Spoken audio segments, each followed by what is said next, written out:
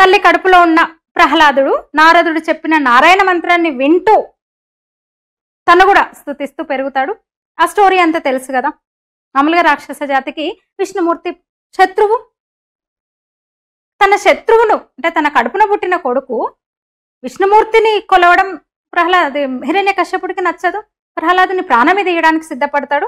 అప్పుడు భక్తుల్ని కాపాడడం కోసము విష్ణుమూర్తి ఒక అవతారంగా నరసింహావతారంలో వచ్చి స్తంభం నుంచి వచ్చి హిరణ్యకశ్యపుని వధించి ప్రహ్లాదుని కాపాడతాడు. ఇదంతా తెలియని వాళ్ళు లేరు అసలు. భక్త ప్రహ్లాద చరిత్ర తెలియని వాళ్ళు ఉండరు.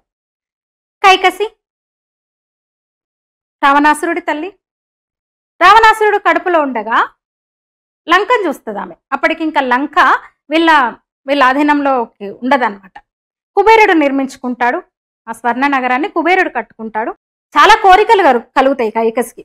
ఈ లంక నాదైతే బాగుండు, ఈ నగరాన్ని మేమే వశం చేసుకుంటే బాగుండు అన్న కోరిక పుడుతుంది ఆమెకు.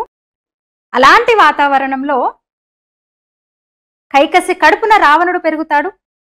అంటే లీలావతి కైకసి గర్భ సంస్కారం ఎట్లా జరిగింది, ఏంటి గర్భ సంస్కారం అంటే అది కూడా ఈ వీడియోలో మీకు చెప్తాను.